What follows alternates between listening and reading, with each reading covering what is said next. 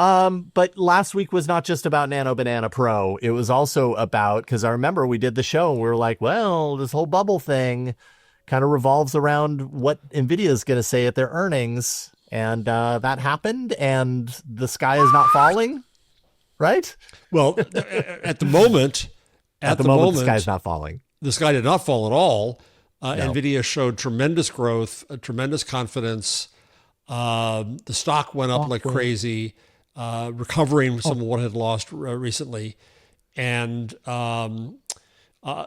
so all was well. And then came the spoiler, which is Google. Google spoiled Microsoft for us last week, making its announcements just as Microsoft was starting its conference. Yeah, and then things looked better for Google because it did a chip deal. Is this going too far down in the rundown? No, you're good. No, it did a chip deal with Meta. So Yeah. now Nvidia has for tensor chips. So the market saw this as major competition to Nvidia. Oof. Yeah.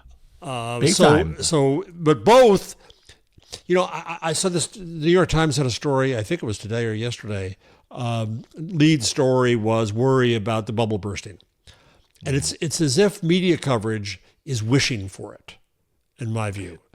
I think you're probably right, because the media landscape better than I do, but things like that it's fodder, right? It's drama. It's a big story. Plus, they don't like the technology. They don't like the technologists in the companies. Yeah. They're hoping for it to happen. So there's this constant drumbeat of bubble, bubble, bubble, bubble, bubble, bubble, bubble, right? Yeah. But at the same time, then you have Nvidia. The headline is, for the Wall Street Journal, Nvidia's strong results show AI fears are premature. And then with the Google work, why Google's soaring stock is defying fears of an AI bubble. The reality keeps pushing against this media narrative of immediate disaster. And there's also more competition here, which is a good thing. Mm-hmm. So Nvidia seemed to own the world, and now Google's pushing up, and that's I think good. And then Nvidia came along, and they had to say, "Oh, we're happy for Google." Yes, I love that. So they had a post here that said, "We're delighted by Google's success. They've made great advances in AI, and we continue to supply to Google." Nvidia is a generation ahead of the industry. It's the only platform that runs every AI model and does it everywhere computing is done. Nvidia, blah, blah, blah, blah, blah. So Nvidia fascinatingly there, I think, has to say, we're everywhere, we can run everything, and Google is a customer, so they can't smash Google. They've got to say, good for you, little Google. See if you can catch up with us. Fascinating. Yeah, you know what that reminded me of? I'm trying to move it over onto the screen. That reminded me of the old Kanye West meme. Yeah. Is it on here? Yeah, there we go. I'm gonna let you finish, but yeah. Hey, congratulations, Google. You're great. I'm gonna let you finish, but we're actually the greatest of all time, just so you know. Anyways. Yeah, interesting. And also like Google getting into renting out its TPUs. That's a big deal. Like, it is a very big deal. It's a whole that opens up a whole new avenue for Google. Yep.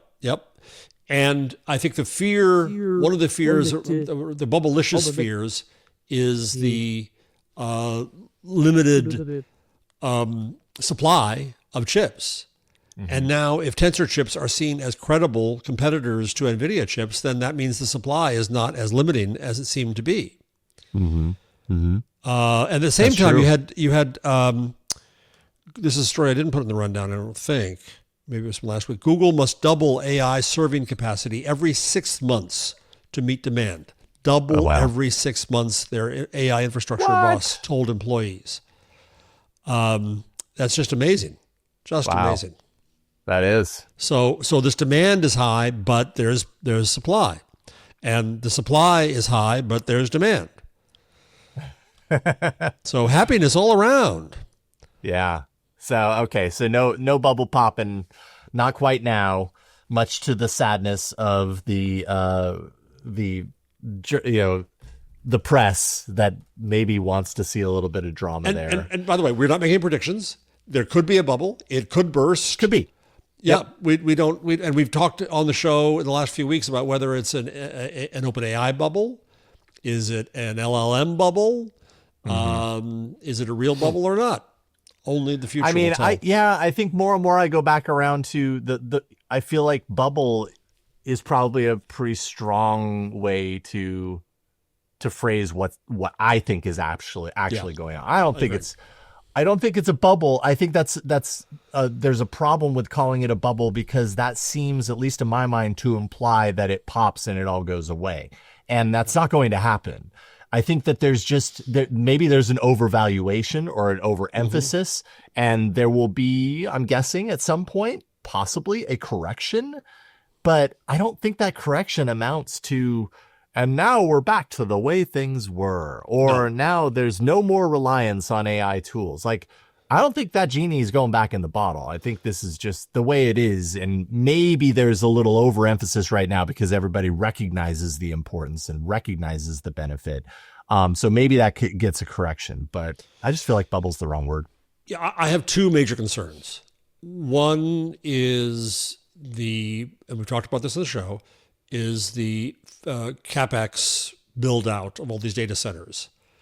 That if they're not needed as much, then there's a lot of money that's hanging on that, and that could deflate. The second concern, the bigger concern, is do we really know what the business model of AI is yet? Do we really know where the revenue stands? There's lots of venture money going in, lots of orders going on. Circular funding. Lots of playing financing. with it, right? Lots of circular funding. Is there, have we yet seen, and I don't think we have we yet seen the data that says that there's real productivity gains and real profitability gains outside of the AI companies in other industries? And there's contention that there is, but we need data. We need to say, is this real or not? And I think so far it's iffy. Yeah. So those are the two pins outside the balloon to me. Oh.